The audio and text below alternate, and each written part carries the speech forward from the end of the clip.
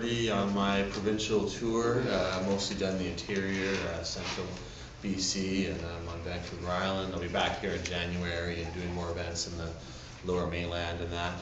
And we got a lot of activities planned over the coming year. But let me explain to you who I am and what Sensible BC is and what we're trying to do with this campaign. I'm going to assume that if you're here that you already support the idea of changing the cannabis laws. I don't need to teach you about the industrial and environmental benefits of cannabis hemp or about the wide range of therapeutic uses for medicinal cannabis or about the harms of prohibition and the hard new laws that are coming down the line. What I want to talk about is how we can change the laws and how we can get rid of cannabis prohibition in British Columbia and ultimately the rest of Canada and replace it with a sensible, legally regulated system that lets adults grow and use cannabis without fear of punishment or prohibition or anything like that. So I'm Dana Larsen, and I've been doing this kind of stuff for pretty much all of my adult life. As a student, I started a club at my university campus.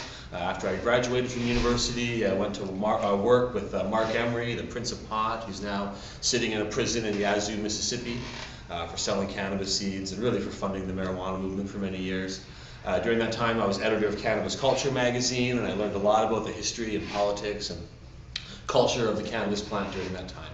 In 2000 and 2001, I helped form the Canadian Marijuana Party and the BC Marijuana Party, and I ran as a candidate for both of those. In 2003, I joined the NDP, and then I helped create a group called End to Prohibition that works within the NDP to develop better drug and cannabis policies across the country. In 2005, I opened the Vancouver Seed Bank, which sells cannabis seeds as well as many other seeds from wonderful plants, partly because Mark couldn't do it anymore because he was in the process of being extradited. And in 2008, I opened the Vancouver Medicinal Cannabis Dispensary. And we now serve about 4,000 patients from 2 locations in Vancouver and also across Canada by mail order as well. And in all this time of doing this work, people have often said to me, you know what, you get so worked up for? It's just a matter of time till these things change. It's inevitable. It's going to happen. What are you worried about? And I would say that it's never just a matter of time. It's a matter of hard work, it's sacrifice, money, energy, effort. All those things are required to make these kind of changes happen. They may seem inevitable in retrospect, but it's never that way going into it. And so when I look back over the last 20 years, we've had a lot of successes in Canada in terms of changing some of these things. Industrial hemp was not being grown 20 years ago. Now it's been grown pretty widely across Canada. It was legalized in 1996. Bongs and pipes and vaporizers and even books about cannabis and how to grow cannabis. Those all are still actually banned under the law in Canada. You can get 6 months in prison and up to a $100,000 fine for selling bongs or grow books, or really even a Cheech and Chong movie would qualify under the way the legislation is written.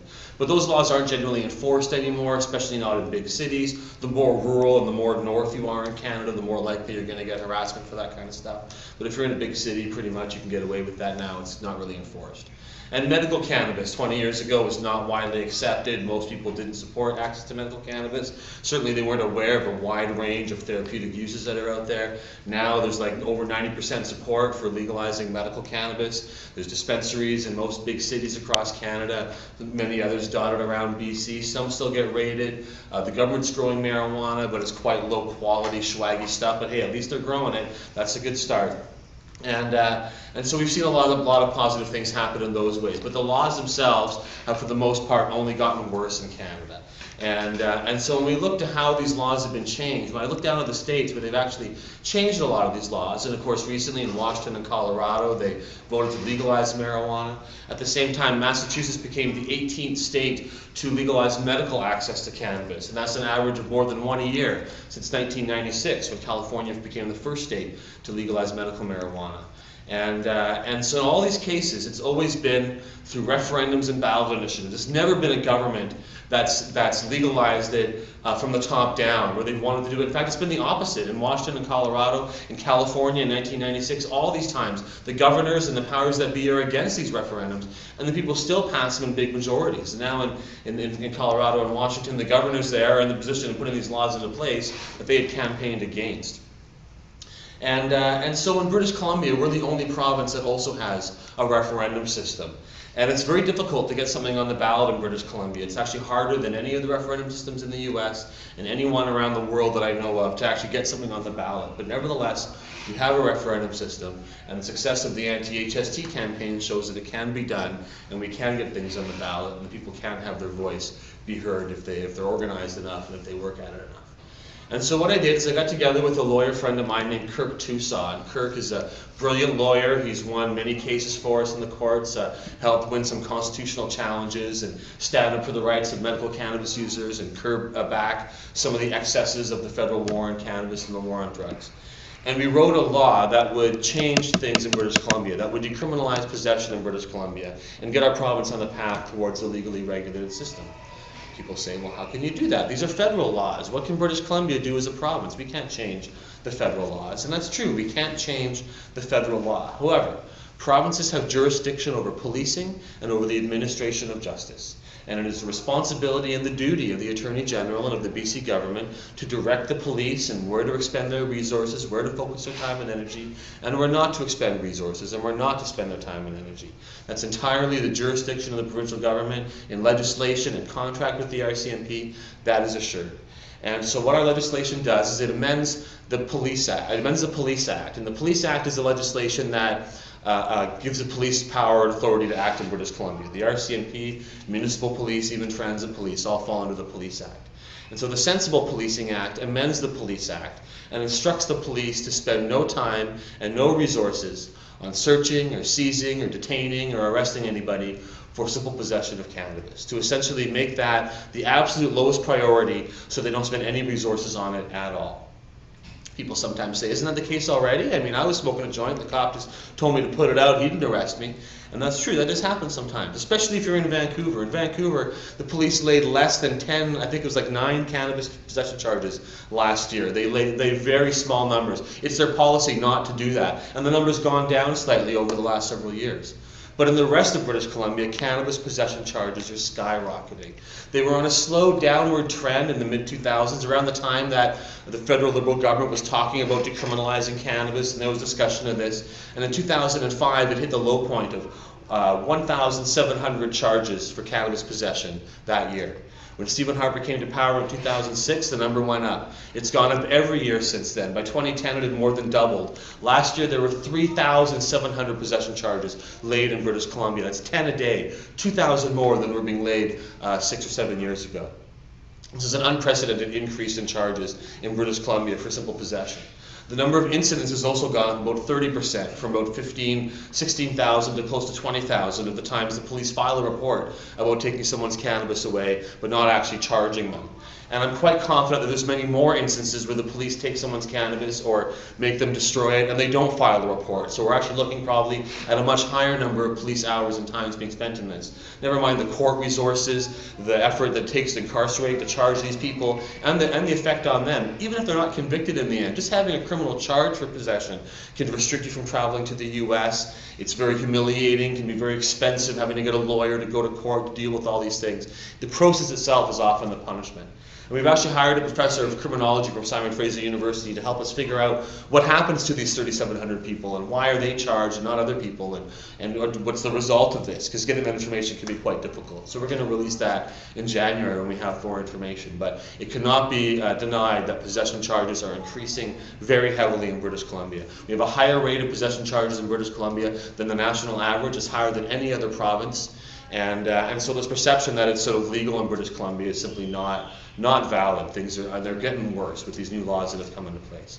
So the first part would decriminalize cannabis possession by telling the police to stop spending their time on cannabis users. For minors, people under 19, we don't want to see them getting charged and getting criminal records either, but we also wanted to have some control. So the way we dealt with that is we add cannabis to the Liquor Control Act when it comes to possession by a minor. So a police officer could seize cannabis from a minor in the exact same way as if it was alcohol. They could write them a ticket if they wanted to, but there's no handcuffing, no arresting, no charging, no taking out of the police station, no criminal records, none of that stuff. The legislation specifies it's treated the same as, but no more severely than, if someone was in possession of alcohol. But we want to go further than that. We don't just want to decriminalize possession. That's a good first step. That helps take cannabis users off the front lines of the war on drugs. It lets our police spend their time on substantive criminal offenses and not wasting it harassing pot smokers. But we want to go further than that and create a fully legally regulated system in British Columbia. But to do that, we do need the federal government to change the law or to give us permission in some way right now. So the second part of this legislation has the province formally call upon the federal government and demand that they change the cannabis laws, or at least give British Columbia an exemption so we can try something different in our province. And they have the power to do that. The Minister of Health has the power to exempt any person or class of persons from any aspect of the drug laws for public health or for public safety or for scientific research, and this would qualify under all three of those categories.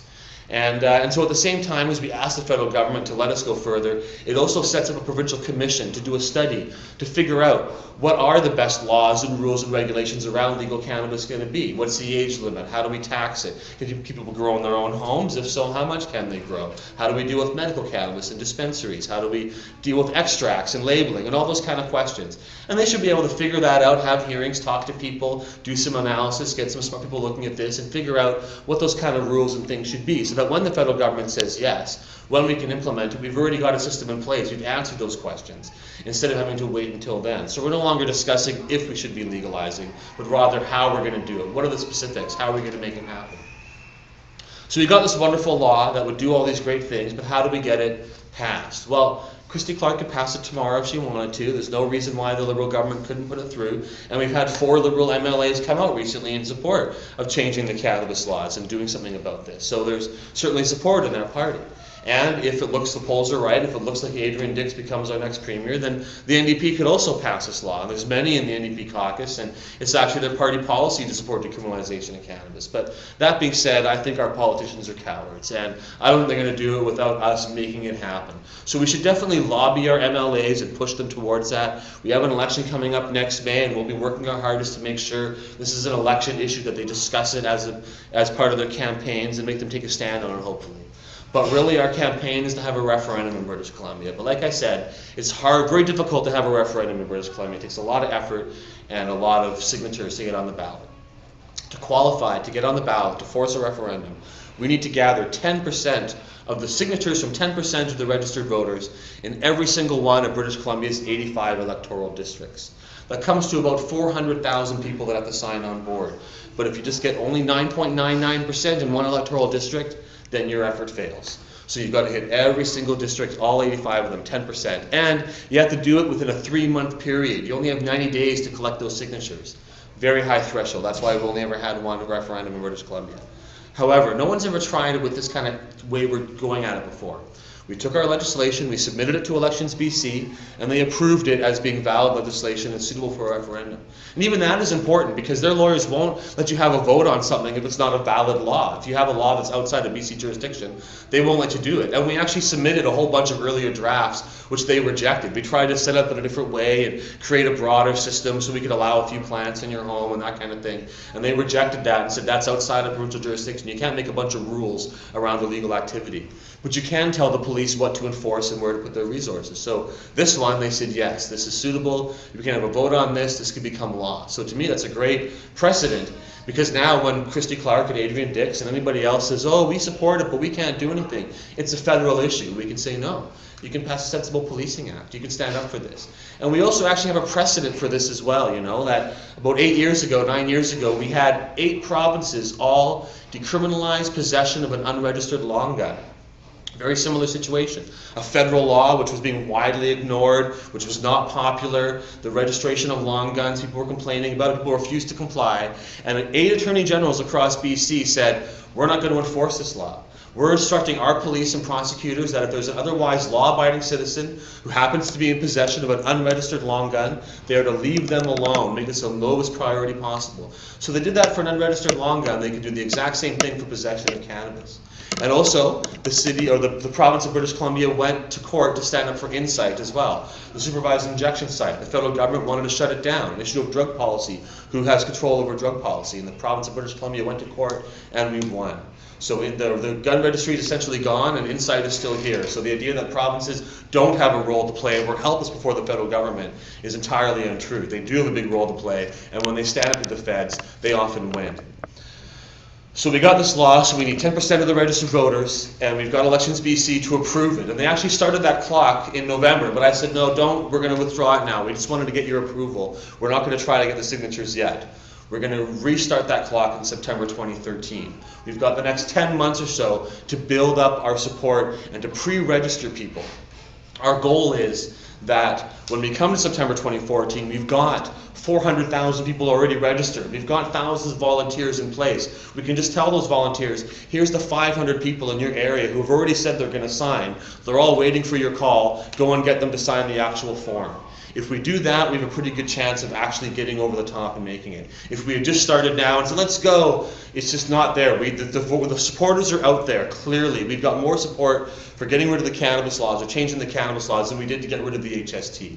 The polls show we have vast support in our province, but we just don't have the organizational structure and the volunteers and the people who are used to getting signatures and knocking on doors, but we're going to build all that over the next 10 months. That's where we're going. And if we succeed in that effort, it's from September to November of 2013, then the referendum will be held in September 2014. It's actually a fixed election date. The referendum system, no one knows how it works because we never have referendums, but the idea is every 3 years in September we vote on all the stuff that people got the signatures for. But because it's so impossible to get signatures, kind of by design, that we never have referendums. But the next one is scheduled for September 2014. So whether we have the signatures now or next year, the timing of the referendum wouldn't actually change. So we might as well take this coming year to build our support and get everything out there. So that's why I'm traveling around the province talking to people, building this infrastructure so that people can sign up other folks, get them on board, build our database. So we've got a big broad range of supporters out there all registered and ready to go when it comes to September 2013. And although it seems like a long way away, those 10 months are going to go by fast. And so we need to build that support and create this and make this happen. And you know, I've been working on this, like I said, for a long time, and people often think it's inevitable, but you know, if you look back to the 1970s, I feel like it's almost the same situation right now. In the late 1970s, many American states were decriminalizing cannabis possession and making it only a fine through these same kind of referendums. In Canada, we had Joe Clark, the Conservative leader, and Pierre Trudeau, the Liberal Party leader, both saying it was time to change the marijuana laws and it was time to decriminalize or legalize cannabis in some way. We had the Ledane Commission in 1971 do this amazing research. It seemed like it was all heading that way. In the U.S., President Jimmy Carter was saying it's time to legalize or decriminalize cannabis possession and change the laws. And then a whole generation went by and things have only gotten worse, and the laws have gotten stricter, more people are in jail, things have not improved at all in this way. And I feel like we have another chance right now that the path is opened up for us over the next couple of years to make this happen. We've got a broad consensus. American states are changing their cannabis laws. Having Washington change theirs is huge help for us here in British Columbia. It certainly takes away the fear that the American government will freak out or do something bad to the border if we change our laws, when they've actually got much more liberal laws now just to the south. And so we have this opportunity, and you know, after all this time, I can finally sort of feel like I see a path from where we are now to where we want to be and where we want to go to change these laws. And that path is a Sensible BC campaign and the Sensible Policing Act. And I want you to imagine the future. You know, when I have a daughter who's 15 years old, or about to be 15 years old in a couple of weeks, and I would love it if her children could grow up in a world that never had to know about cannabis prohibition. And I like to imagine in the future, and I want you to imagine with me, with your grandchildren or great-grandchildren or whatever, but the next generation that's coming, that one day they're sitting there before school looking at their history book and reading, getting ready for their class, and that they turn to you and they say, Grandma, Grandpa, is it true that I'm reading in my history book that when you were a kid, cannabis was illegal? People would go to jail for that, for growing this plant, but I know our house is made out of cannabis hemp, and I know we had hemp cereal for breakfast, and I know that the school bus that takes me to school runs on hemp and is built out of hemp plastics. I know that you use cannabis medicines to help treat your aches and pains of being a senior citizen, and so how is it that this plant was illegal? What's going on? And I want you to be able to say, yeah, you know what, it was, but I helped make a difference. I changed those laws. When Sensible BC came to my town, I got involved. I signed up hundreds of people. I worked my ass off, and we won. And when I cast that vote to change the marijuana laws, and I got to put that ballot in there, that was the best vote I ever cast. And because of what we did in BC, all of Canada ended up legalizing, and it helped spread around the world, so that you will never have to know what it is to be harassed or arrested for what herbal medicine you use or for what plant you grow in your garden. You know, when cannabis prohibition has been going on for so long, for such a long part, that none of us here have ever lived at a time when it's legal. It seems like it's almost normal that these things should be the way they are. When we change these laws, we'll recognize that it's actually been a long nightmare we've been living through, and that the prohibition of cannabis has been incredibly harmful. And we will see such wonderful benefits on so many levels when we end the war on this plant and we're able to use cannabis for its full potential as a medicine, as an industrial plant, and for all the beneficial uses that this plant has. So I hope you'll join me in this quest. I can't do it myself, but together we can all make this happen. I hope you'll grab some of those sign-up forms, sign up your friends and family, mail them in to us, or fax them in, or email or scan them in, or whatever. Get us those registrations. Spread the word on Facebook. Follow us on Twitter. Talk to people. Put on events. Do what you can to help us change these laws so that we can make this happen, make this dream come true, and not have to tell our grandkids, yeah, sorry, we didn't really get around to it, I was too busy doing other stuff, and I know you got busted for that joint, and now it's a 2-year mandatory minimum for possession because Harper was in power for 20 years, and we don't want to have that scenario happen. Let's make the scenario where we can end this now, where we can live and happily end the war on cannabis in our generation and not pass it on to the next ones. So thank you very much for coming. I'm happy to answer any questions about this campaign or anything else to do with cannabis or marijuana or medicine or anything like that. But we can make this happen together, and I hope you'll join me in this effort. So thank you very much.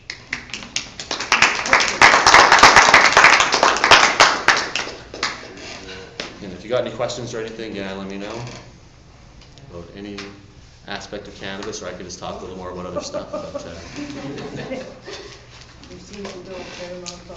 well, I've been studying this a long time and been in it quite a bit, and it's quite a fascinating plant, really, and the history of prohibition and where this all comes from is quite interesting. So I really enjoyed my career in this and being able to do all these different kinds of businesses and political things and writing and stuff around what I think is a very important issue, one of the key social issues of our time. And it feels good to be able to feel like we're actually making some progress. Because it's been a lot of hard slogging over the years, and it's been a lot of, I haven't ever been to prison, luckily, but several of my friends have, and so Mark Emery's still sitting down there right now, and there's many others who are in prison who we don't hear about because they weren't high-profile people. They're just the victims of prohibition. And there's going to be a lot more coming under Stephen Harper's new mandatory minimum laws. It came into force the same day Washington and Colorado passed their referendums. And these laws, 6 months mandatory minimum for growing 6 plants, much longer sentence for longer plants. I fall under these mandatory minimums. I actually qualify for a minimum 2-year jail sentence, as do all of my staff at our dispensary, because we sell cannabis every day. We have more than 3 kilos there, which puts you under the mandatory for trafficking. And we sell to minors as well, minors who have got parental permission and doctor's permission, minors with severe ailments. But nevertheless, a mandatory minimum doesn't matter what the factors are. It's a mandatory minimum, so that's the whole point. And so selling to minors as trafficking to someone under 18 is a 2-year minimum sentence. And even without that, we qualify for a year minimum just for trafficking in over 3 kilos of cannabis. And that's me and all of our staff. And not only us, but all the other dispensaries that are around Canada. And although in Vancouver, there's a lot of tolerance, the police generally leave us alone. Only 1 dispensary of the dozen has been raided, and I feel it was more to do with how they were running their business than an overall attack on dispensaries. There was a line, and I think they were over it in some ways about but nevertheless, overall there's a lot of tolerance in Vancouver for this. But other people have gotten raided quite a bit, over the last year. Comox, Chilliwack, Langley, Burnaby, and Kamloops have all seen dispensaries getting raided. And those trials will be coming up next year. But they were doing the exact same stuff we're doing in Vancouver and in Toronto and in Victoria, and people also in other areas too around the province that have dispensaries operating. So it's a very challenging place to be, but it's also good. A lot of those patients cannot access quality medicines aside from us, and we sell a lot of buds, a lot of smokable products, but what I really like is being able to sell capsules and tinctures and lotions and creams and food products and those kind of things, because that's really not accessible to the average person. And we have a wide selection of smokable products too, that not everyone can access that, but I really like the cream that we sell, and I like talking about that because it's such a different perception of what marijuana medicine is. People typically think of marijuana as something you inhale or that you smoke or vaporize or maybe eat in a cookie, but this topical lotion, it works incredibly well for arthritis, for eczema, for psoriasis, for cuts and wounds and scrapes, post-surgical pain, incredibly broad range, but especially for arthritis, it's very, very useful. Very low, no psychoactivity. Even if you ate a whole bunch of the cream, I don't think it would get you high, and it's body cream, you're not going to want to do that. But it works really effectively, and I can imagine in a fully legalized world, this would be a very popular product. People would use that, whatever their feelings about marijuana, it would be in London Drugs, it would be in everybody's medicine cabinet. And that's those kind of products I imagine would become really widespread. You know, I don't think in a fully legal system more people are going to necessarily smoke joints. I think pretty much everyone who wants to smoke a joint is doing that already. But I think more people might try capsules or tinctures. And for most of European history, cannabis was used in tincture form. And that's a very effective way of using it. You can make it as strong as weak as you want, depending. You can dial in the cannabinoids and that kind of stuff. And so I expect those kind of things to become, and you can also control the psychoactivity better and get what you want. Smoking is good medicine, don't get me wrong, it's very helpful for many people, but having a lot of other options is also useful as well. And there's sometimes that smoking isn't what you need. You need a food product, or you need a lotion, or you need a tincture, or you need something else, or you need something stronger than you can get by smoking, right? So there's all different ways, but I would love it if that cream, especially in some of these other products, were more widely available. And you can get memberships at our dispensary, and we do mail order as well. And so all you need is to get a membership at our dispensaries. All we require is a confirmation of diagnosis for most ailments. We have a list of ailments, and arthritis is on there, and as long as you have a confirmation of diagnosis, we can send you products. We're separate from the Health Canada system. We're separate from the Health Canada system. We do take their credentials, but we do a broader range of people than they do. So right now, pretty much register as many people as we can to help out, or? Yes, grab some of those registration forms, talk to your friends. Signing up online and signing up on the piece of paper is the same thing, like we'll just send to them in, so either way is fine. But people will say they're going to sign up online, but unless they may not necessarily do it. If you show a piece of paper under in a pen, say sign this, they're more likely to do it. You can reassure people nothing bad will happen to them for signing our thing. People are sometimes nervous about putting their name down and saying, I grow weed or I smoke weed, I don't want to be on the list or whatever, right? But it's not going to anybody else. We only keep it, even if it went somewhere else. Most of the people at our events are people, and even this room, people over 40, over 50 usually is what I'm seeing. Is more like nobody's going to be looking at this list and doing anything bad with it. But just in case, I don't think anybody's worried about that, but sometimes people do get scared about putting their name down on something. But sign people up.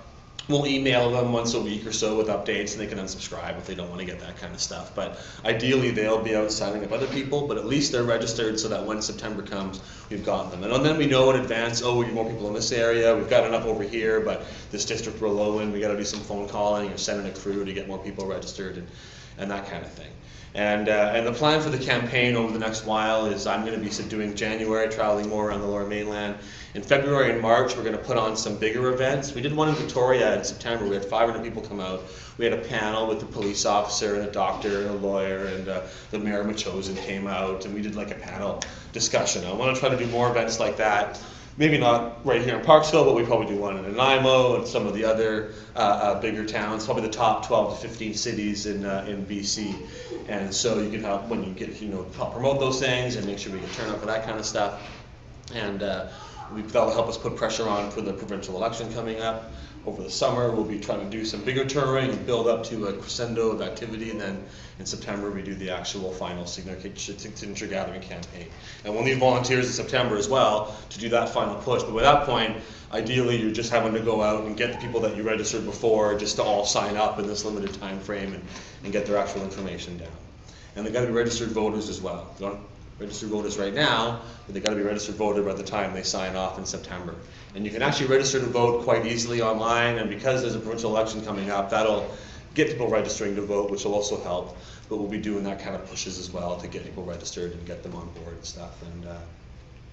And yeah, so that's what we need people to do over the next while, and to stay in touch with our campaign, read your emails, that kind of thing, so you know what's going on. We're working on new flyers and pamphlets. We just got some more donation money in, and of course we accept donations gratefully, but we just got a nice check, so we're able to do a bunch more printing. So we got some new color flyers and new materials coming, and because we have this length of time, I'm encouraging, it's more of a marathon than a sprint, right? We got to keep the pressure up, keep it going. I tell people if they do donate, they can donate a certain amount each month for a year, so it gets stretched out, so we can generate, it's easier to do that kind of thing. But we just got to keep working at it, spend a little time every day. You can also do things like write and line. I know the flyers, the little package in the corner with the paperclip on it, that one is more of it's got the other things in it, but it's also got stuff about how to volunteer, what to do, a little script to talk to people. It's got how to post things on Facebook and what kind of stuff to do, how to write letters to the editor if you want to support us that way. different kind of ideas like that. So that gives you a good outline. If you want to grab one of the volunteer buttons so you got something to wear while you're out signing up people, you can. You don't need one, but I mean that's a nice thing to have depending what you're doing. And we have the other buttons. You can grab extra buttons, all the forms. You can grab any extra forms of any of the stuff we have. Grab extra buttons. I got a whole bunch more if we run out, but feel free to grab our stuff and give it to people and share with them what you learned today and how we're going to get them excited about this. And yeah, that's what I want you to do to make this happen. Yeah.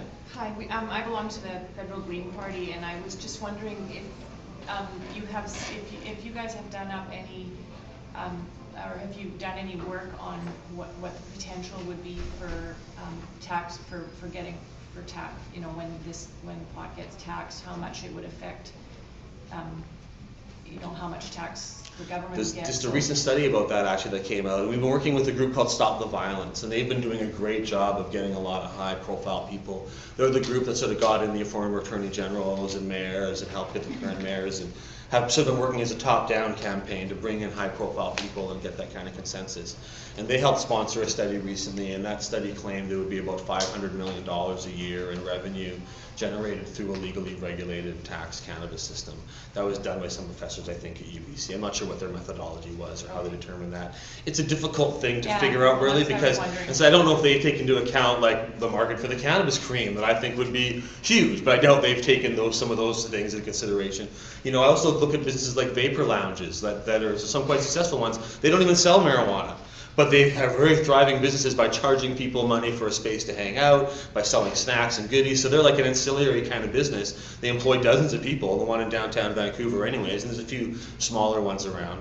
But so there's those kind of spin-off businesses that I don't think they've taken into account, and I'm not sure how. And there's also the benefits of industrial hemp being freed up from the tight regulation that it has because of marijuana restriction. I mean, hemp is available and it's been grown pretty widely, but it's still got a lot of red tape around it. It's quite restrictive. Farmers take a risk in growing it.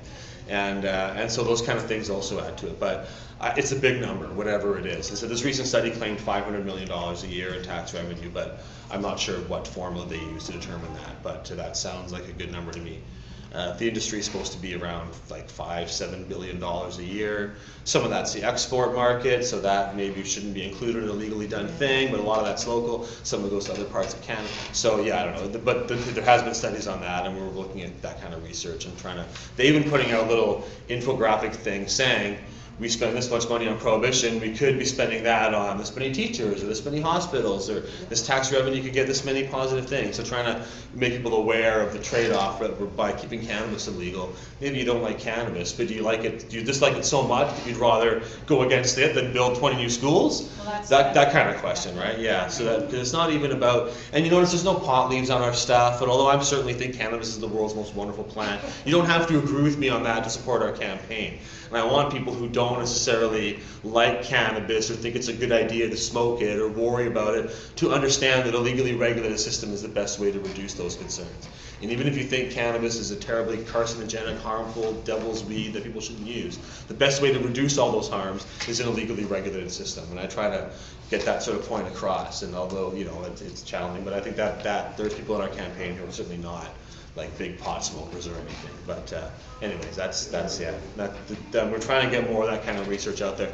Part of this criminology professor study will be able to say how much we're spending just on enforcing the laws against cannabis possession. Yeah, stuff like that. Yeah, we're going to have those numbers in the early new year. We'll have some figures to put out there, how much police hours we're spending, how much it's costing, and that kind of thing. So we can say, look, would you rather, you know, we're spending this many millions of dollars, which we could use for this instead. But we're still working on getting those numbers. I was reading an article, might have been the Journal in Edmonton, that a lot of the doctors are afraid to prescribe it. They don't know enough about it. There's, although, yeah, some of that's an excuse, I'd say too.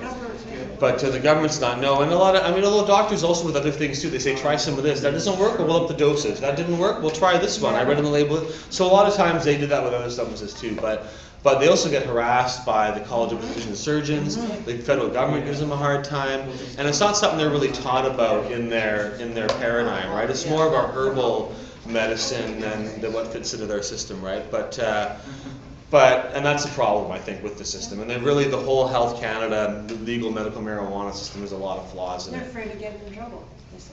Yeah, and there's a lot of issues around. It should, in my opinion, it should be a non-prescription medication, really, considering its lack of harm. Although maybe some of the really strong extracts might be prescription worthy, because you can have quite powerful effects on really strong extracts, right? But for the most part, cannabis is incredibly safe and should be fairly accessible, right? But yeah, a lot of doctors are afraid of getting involved in the program. I've talked to patients with quite severe ailments. You can't find a doctor to sign their stuff. And there's actually a case in Ontario kind of based on that. A fellow named Matt Murnaugh, who was charged for cultivation of cannabis, who's got some severe ailments, and he went to court and fought it because he said that, especially in rural ridings, you live in Nunavut or something, there's one doctor in the area, if they won't sign, then you don't have access, and that's not fair. Yeah. And the judges have agreed with that, and the government's had a certain amount of time to respond, and now they're kind of running out of time. We're going to see what comes out of it. But the argument that, yeah, this program has failed because of doctors' refusal to get involved in it. They're the gatekeepers, and if they're not wanting to get involved, then it limits people's access, right? So, but it also helps dispensaries in terms of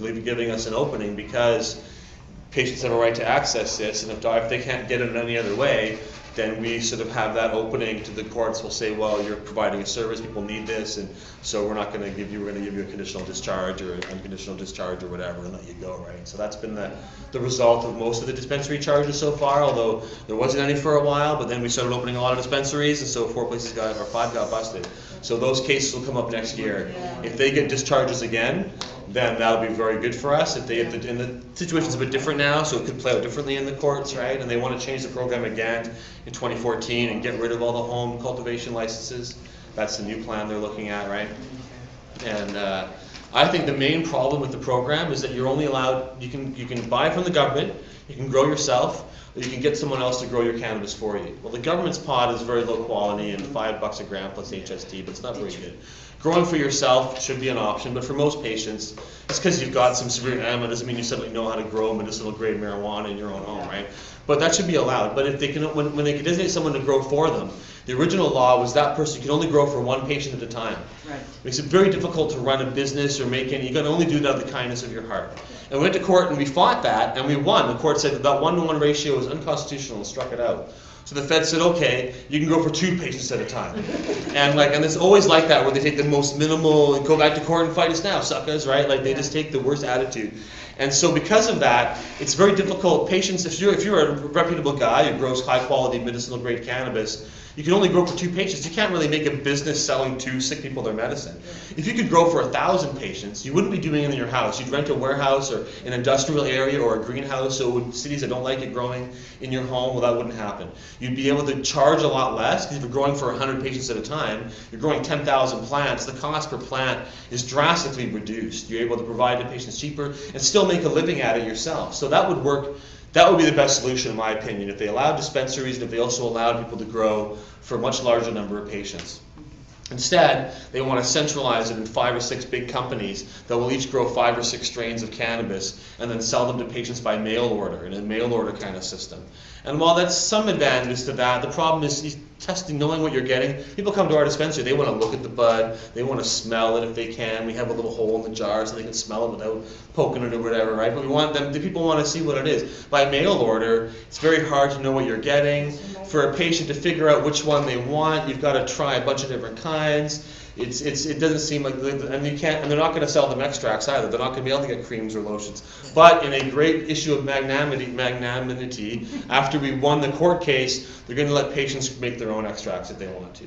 And that used to be against the law. For a patient to buy the cannabis from the government says, don't smoke it, smoking's bad for you, but if you make anything else out of it, you're manufacturing marijuana. You don't have a license to manufacture marijuana, you can't do that. And this terrible rules that make no sense. So now patients are allowed to make their own butter or to make their own hash or whatever, to make extracts out of it for themselves if they want to.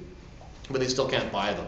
So they're very restrictive in how they deal with these rules, right? They don't go with the spirit of the court decisions. They go with the narrowest possible interpretation. If these companies could make products they could sell patients extracts like dispensaries do, that would be better, I think. But they're not going to allow that. So that's going to come into place in 2014. And around the time we're having our referendum, I hope. So all these things will be in the news and being discussed and coming out like that around the same time. Any other questions or anything? Or we're all If you inspired to get out wanted there and make Decrim, stuff happen. What is, who has to write it so that you can? What you need is a confirmation of diagnosis of some form, so something that proves that you've got that ailment essentially. If you go to cannabisdispensary.ca, our website, if you just Google cannabis dispensary, we're going to be the first link that comes up. All of our forms and information is on our website, so you can check it out. Okay, but who would have to say? You need something that confirms, so ideally, if you have something from your doctor that says that you've actually got this, not that he recommends you use cannabis, but just that you've got arthritis, something to prove that you have that ailment. Something that we can confirm with your doctor or that is self-confirming in what you give us or whatever. So, but we do need some kind of confirmation of diagnosis of some form, but, so that's a pretty low threshold ultimately, right? You just gotta prove that you have the ailment. okay. And so if you can get something like that, we can get you some of the cream, and I would love to see you try it, it works really well. Physiotherapist? Um, Not enough? I'm not sure, you'd have to check our thing, I'm not Yeah, sure, okay, but we'll- yeah. we'll- Check the website though, but we can Yeah. definitely help you out, I think, and it's a wonderful product. I think it should be sold at other stores and mainstream places, right? I mean, it's such a great product, like it's so accessible. Did you guys want to ask something else, or?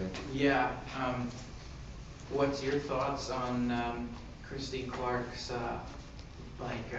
policies towards the legalization of marijuana? Do you feel that she has any good,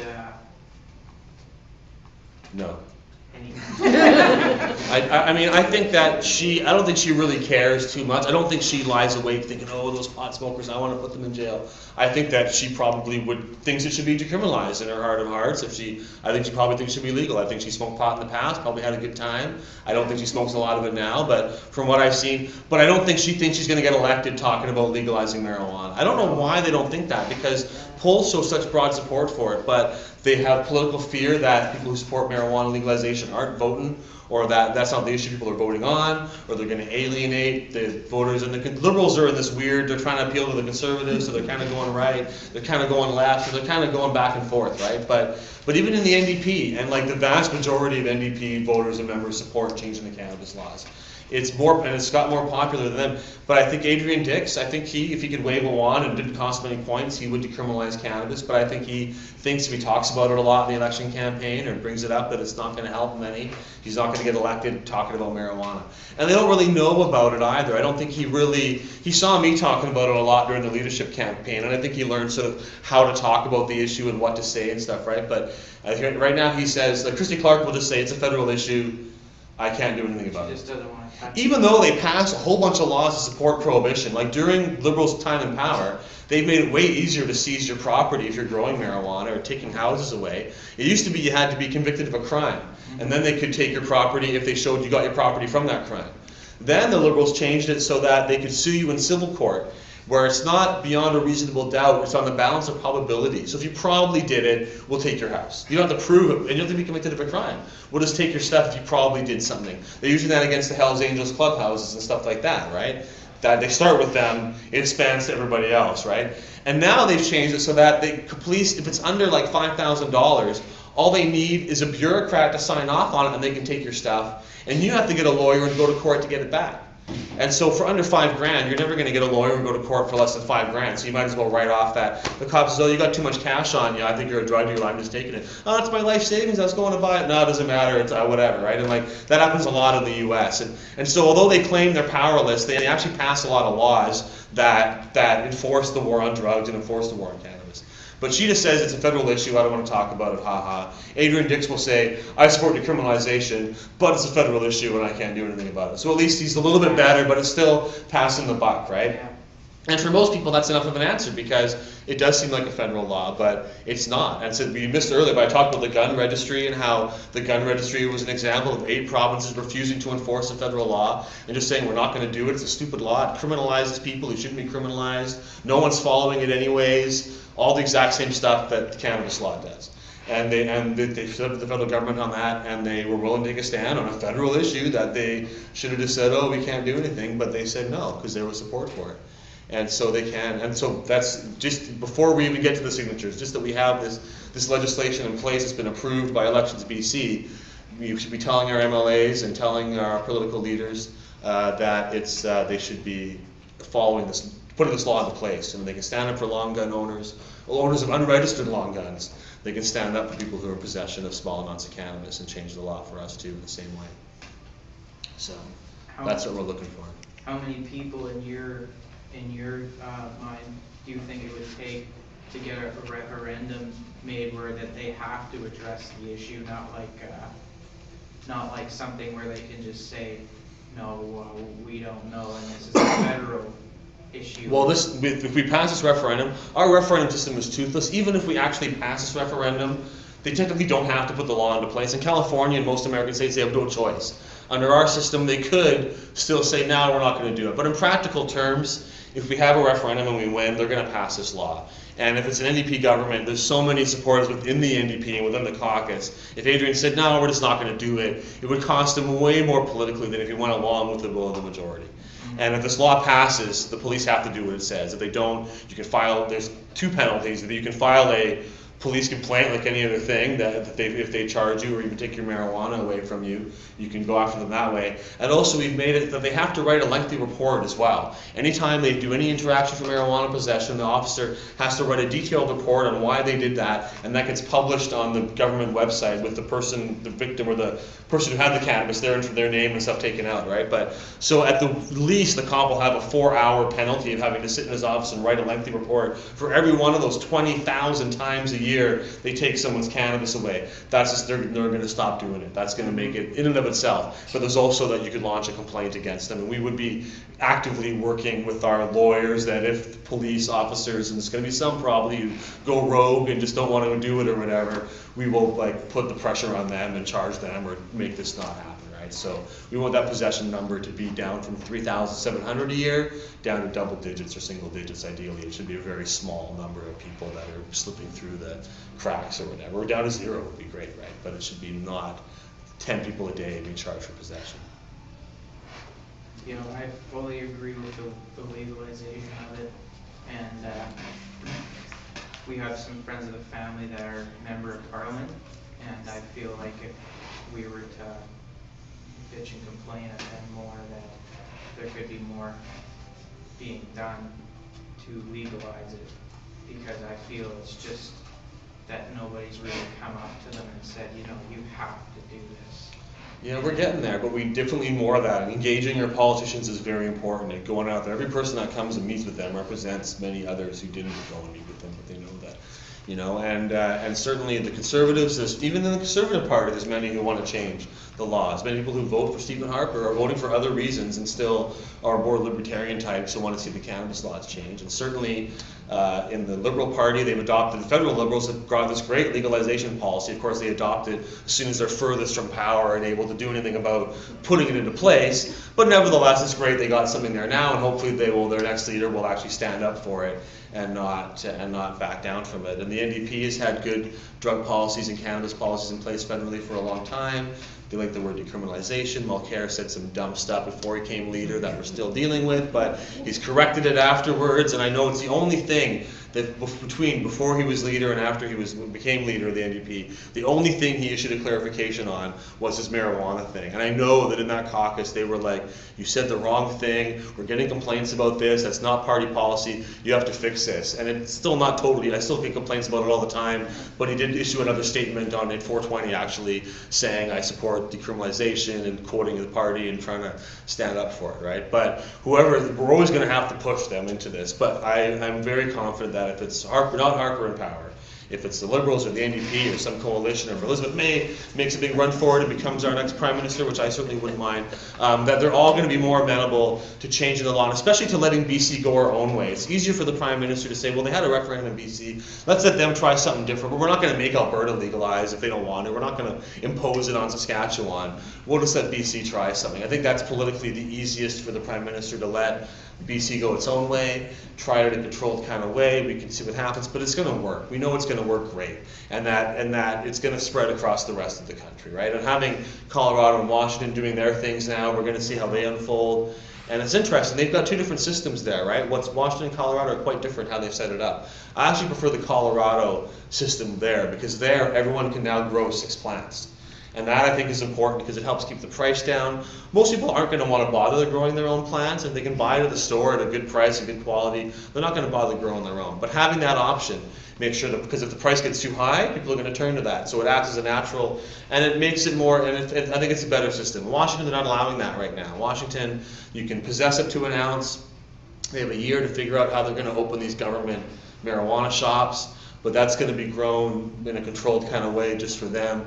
But also, they're like the first state to do it. So, of course, they're going to want to have a tightly restricted kind of thing while they figure it out. They don't want to just go, ooh, we're just going to grow. Like, they know everyone's watching. They don't want to fuck it up. They want to keep it pretty tight or whatever, right? Loosen bit by bit. Yeah, so it's going to, and I think it's, as long, I think there's worries about how it gets set up, but I think overall it's good because and in America especially, every state's going to do a different system. They're going to have a wide range of different models, and that's fine. We should figure out which one works better and learn from that, and it'll change and adapt as time goes on. The rules we have for the first couple of years of legal marijuana will be different than the rules 10 years after that. They're going to loosen up. We're going to figure out what works.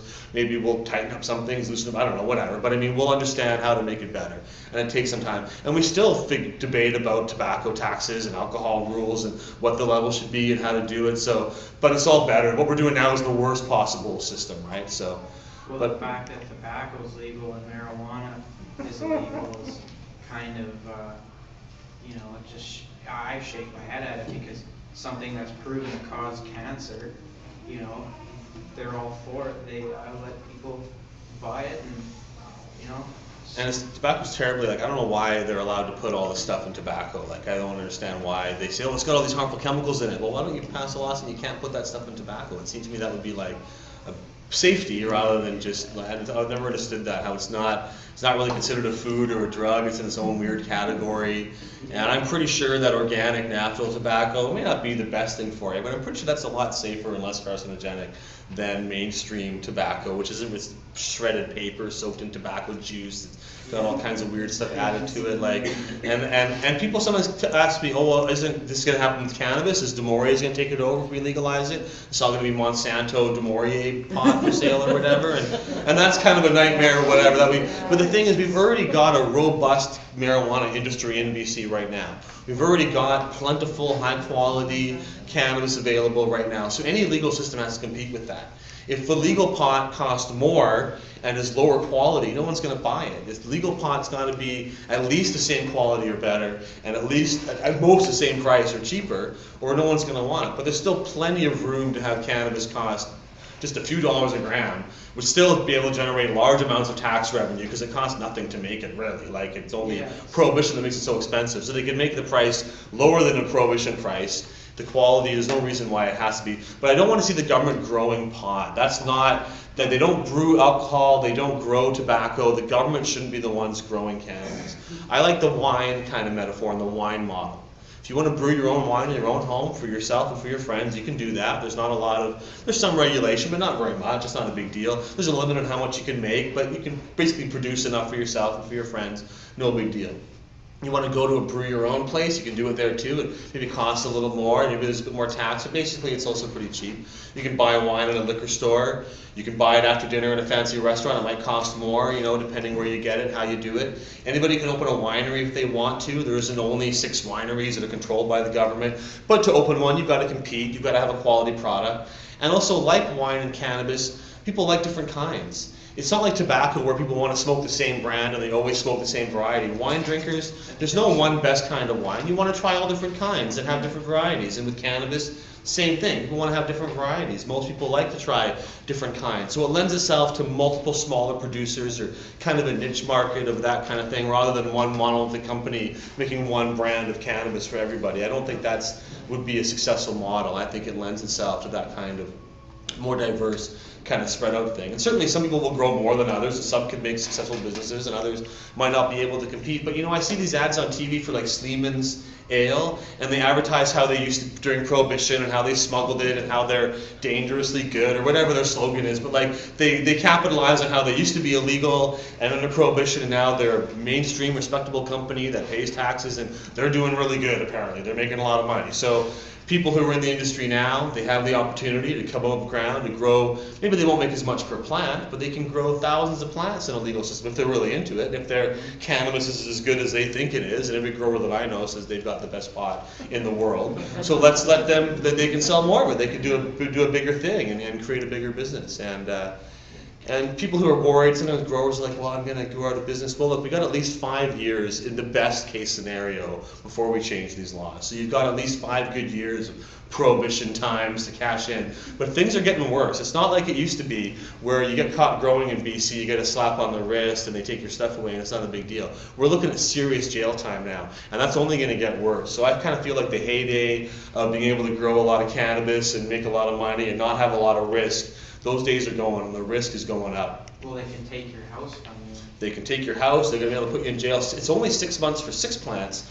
It's 50 plants or more, I think. I'm not sure the exact numbers, but if you're growing a couple of hundred plants, you start getting much bigger jail sentences. And anybody that's growing commercially is growing a lot more than 6 plants. So they're looking at a year or 2. If you're growing it on a rental property, it's 1.5 times the penalty. So if you're growing those 6 plants in a home where you've got kids, 9 months. Or if it's a rental property, or if it is a public safety hazard. And as far as I've heard, every single grow up ever is a public safety hazard according to the government, right? So I mean, you're actually looking at 1.5 times. So these are lengthy sentences. When people start getting popped, getting these 9-month sentences, these year-long sentences, it's going to change the way things are, and it's going to push the prices of cannabis up in British Columbia. It's going to flush out small-scale growers who are going to be like, well, this isn't worth the risk anymore. Big-scale growers who have got insulation between themselves and that, who are making millions of dollars, and so it's worth it for them to take that risk and to pay somebody off. They're going to stay in the game. But the small-scale growers, if these laws really start getting enforced and we don't win this battle, I think we're going to see pot prices going up. The range of available strains is going to drop because the bigger producers don't grow all those niche stuff. They just grow limited kinds. We're going to see it change things and get worse in British Columbia for medical access to cannabis and for all that kind of stuff. I think it's going in a bad way. So, Well, because I was also hearing that they, for growing it legally on your own, they want you to buy their seeds.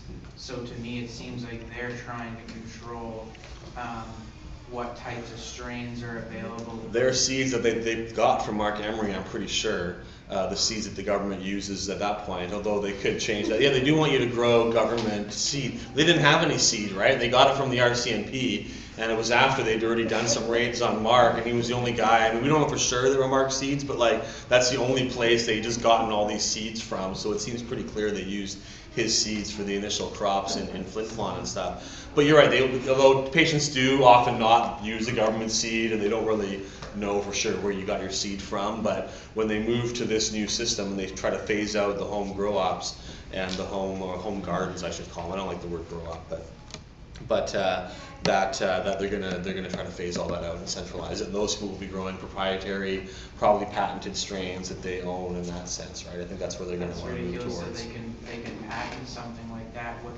Because it's a plant. I don't think any plant should be able to be patented, and we'll see. But we'll see how that unfolds. But because of its illegality and then becoming legal, that makes it. Like if it was always legal, then you can't really patent it because it's in the common domain. But because cannabis is illegal, I think it gives them more power to try to patent it because of the way the laws are written. Although I'm not really an expert on patent law, but I do worry about that kind of stuff. I think that's where the government would like to have it, so it's tightly controlled. They can even maybe make genetically modified strains or something like that. They haven't done that yet, but yeah, that's not where I want. I think most people don't want that, right? I mean, you don't want genetic. There's no reason for that either. Like the only reason for that is to be able to patent it and own it. But cannabis is just fine the way it is. We don't need to make it better or make glow in the dark buds or whatever. Yeah. Like that's not worthwhile. Anybody else want to say anything or ask anything or? I feel like if there was more involvement with the churches, like the Christians and whoever, if there was more brought to their attention, because they're the predominant voters.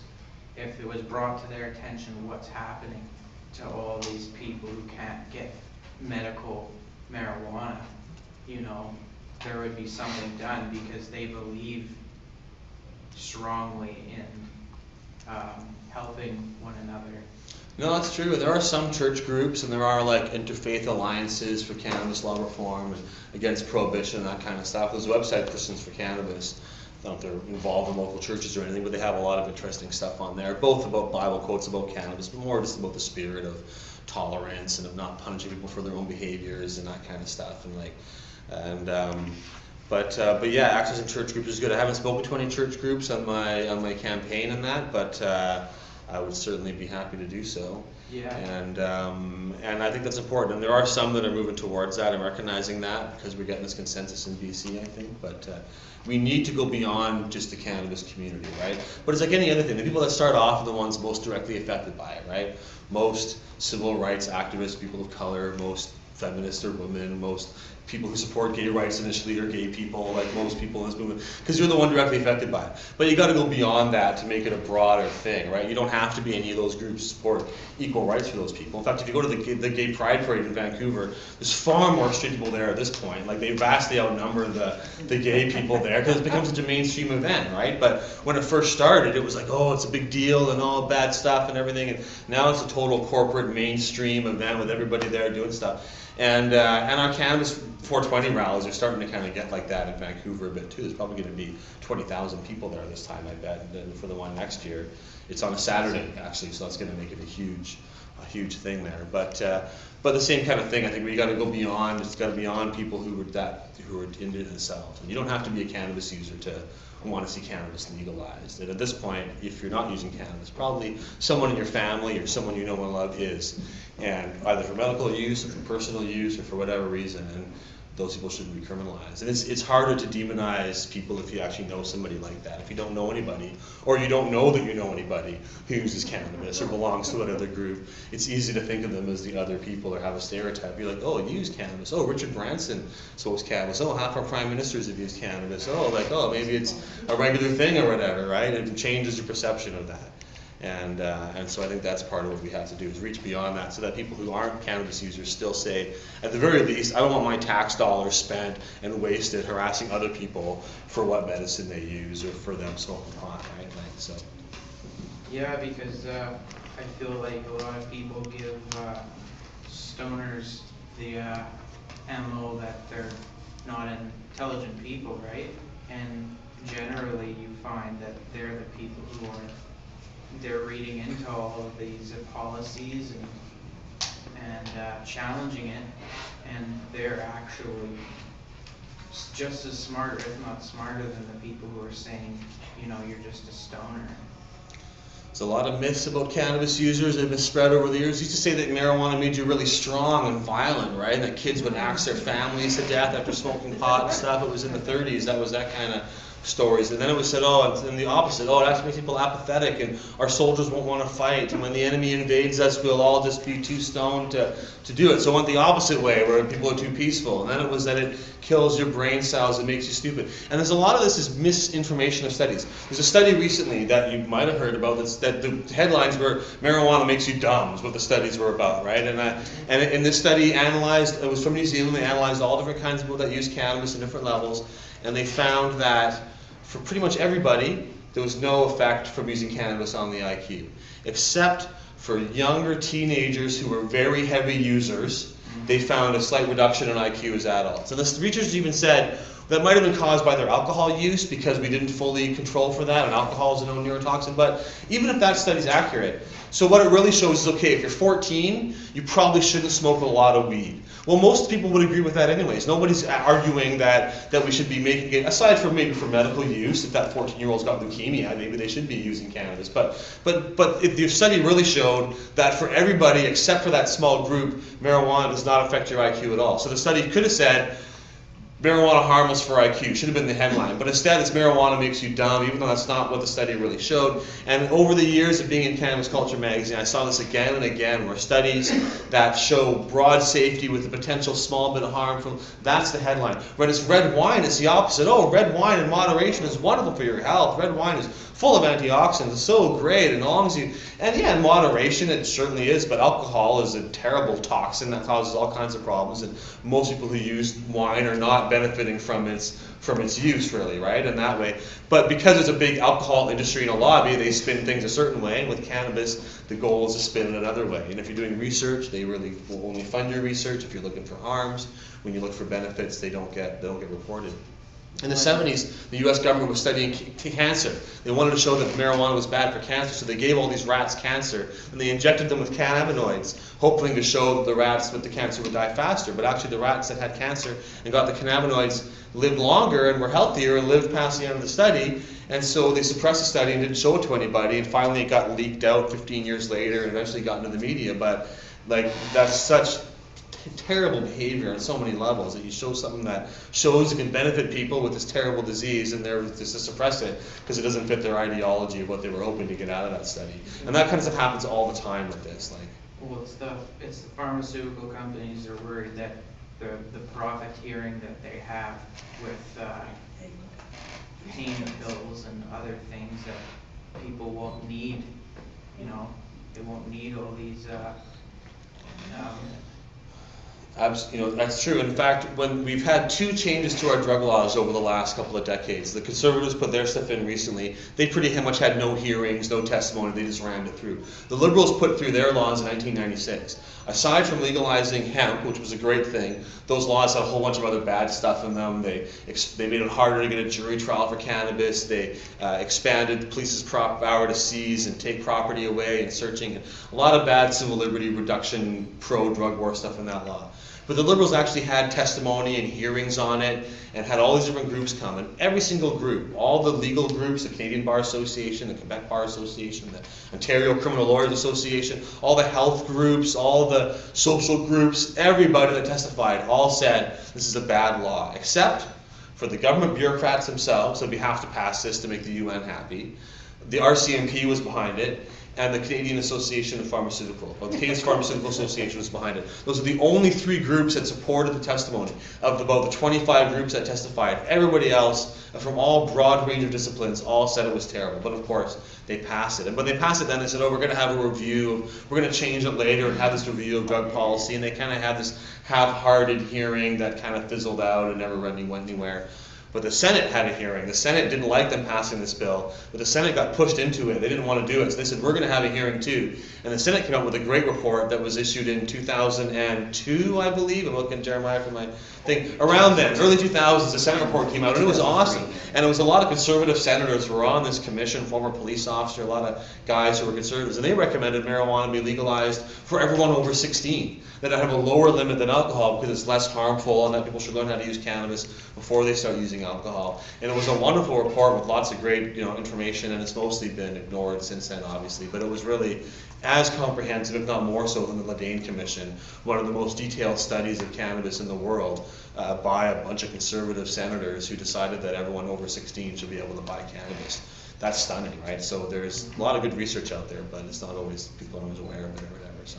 Well, they don't always necessarily get the information, they hide it from them too. Yeah, it's difficult, but we're building, we're educating a lot of people. I would say there's much more knowledge and support out there now than ever before, and that people are more aware, and there's more books and dispensaries and knowledge and flying information out there. And the internet certainly helps a lot with that too, making a wide range of information available that can't always been, can't be stopped in that way, right? But we still have these laws, and they tried in the 1980s. They passed these laws against grow books, against promoting anything that promoted illicit drug use. Any instruments for illicit drug use, the biggest fine in the criminal code, and they shut down hundreds of head shops and a lot of bookstores and things all across Canada. All this stuff was forbidden. You couldn't get High Times magazine, you couldn't get any Ed Rosenthal grow books, you couldn't get any of this stuff. It was all banned. And that law stayed, that was stayed in place for about 10 years until Mark Emery started busting it open in the mid-90s and importing this stuff and making it available. And he got raided several times just for selling bongs and pipes and stuff, right? And like, they never really charged him, they never really went anywhere, but they took all hundreds of thousands of dollars of stuff out of the store and carted it all away, and he spent the weekend in jail and that kind of stuff. And those laws are still in the books, right? They're still there. And so I feel if we don't succeed, we could have the other scenario where they start enforcing these laws again, and where they start going after it again, and where they shut down all the dispensaries and all these bong shops and all these things, and we see a big pushback again, because it is coming. It's happening already. They're in the middle of this pushback, right, with the new laws that have come down. And they're going to pass more new laws after that if we let them get away with this and keep doing it and don't push back. We'll see another wave of stricter sentences, because that's the only thing they can do is just pass stricter and stricter laws, right? So we're going to see a lot more of that unless we push back.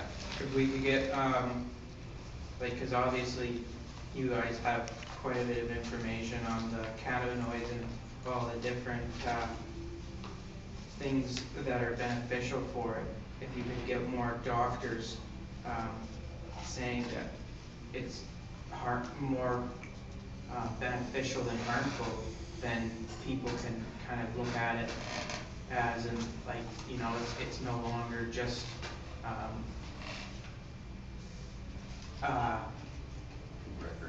we are working on a lot of doctors too, and I'm actually part of a national group called the Canadian Association of Medical Cannabis Dispensaries, and we're working to certify dispensaries and create standards across the country to help bring dispensaries in. We're also working to educate doctors, though it's a long process. There's a lot of doctors out there, getting to them and getting them educated, but it's growing more. And I think doctors, some of them are seeing the financial potential in it as well. There's some that are helping patients get access to the Health Canada stuff, charging a fair bit of money sometimes, but at least they're doing it, and the more they do it, the more it'll expand and the price will drop as well, right? But it is outside of the paradigm of most doctors aren't really involved in herbal kind of medicines, don't always understand that kind of stuff, right? So you gotta teach them, absolutely, and make that information available. But we're getting out there, we're getting more and more people, and we're making progress on all these fronts. And they're so happy to prescribe you Valium and Ativans and antidepressants and all these things that are caused major addiction and like suicidal thoughts and all of the crazy Yeah. things that happen to people and all sort of problems, absolutely, whereas cannabis is, especially compared to those things, is very harmless, if not incredibly beneficial. And it's just one of those things, the biggest thing I think that needs to be won on that front is just showing people that it's not just a recreational thing, it's a medical use. I agree, and tonight at our dispensary we provide to a lot of patients, and most of them have got quite serious ailments. But I will also say that you don't have to have serious condition for cannabis to benefit you.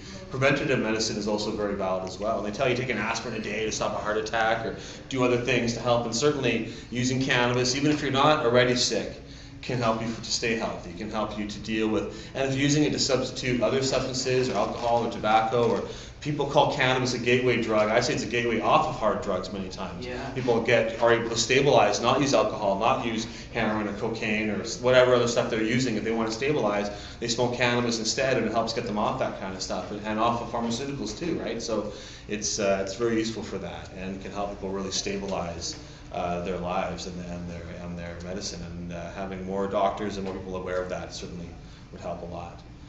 I think we're almost done though, unless people want to ask me more stuff. And I can talk afterwards or whatever too, but I think people are getting ready to go and stuff, so I will bid you all farewell, but I'm here for a while if you want to chat more to me personally.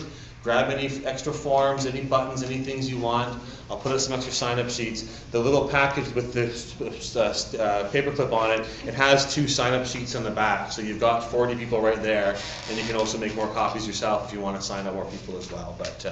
Or print them off the website or whatever else, right? So thanks very much for coming. Thank you so Hope you much. had a good evening, and so together we can make this happen and change the laws. Thank you.